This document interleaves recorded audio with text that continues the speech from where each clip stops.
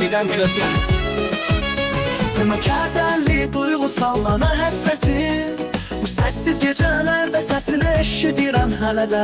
Yuxularımda yanımdasan amma çox uzaqda. İsti əllərin, mehriban baxışın yox artıq. Səndən sonra ürəyim daim yağışdayım qəlbimdə. Ey təkrarsız kölgəm, haralara getdin? Dünya mənə dar oldu, niyə məni tərk etdin? Sensiz kırıldım, sensiz kırıldım. Dünya bana soyuldu, bir daha bağlanmadım.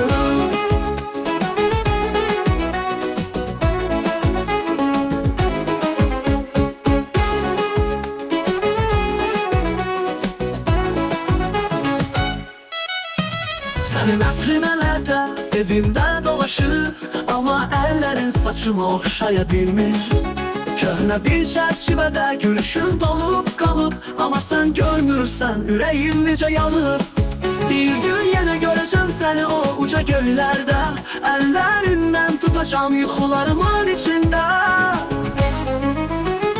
Ey təkrarsız gölgəm, haralara getdin?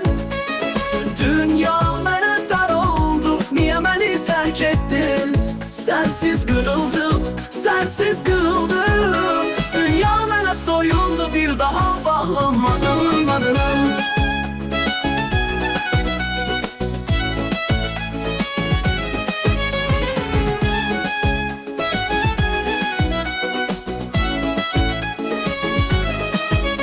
İki gün yine göreceğim seni olca göylerde.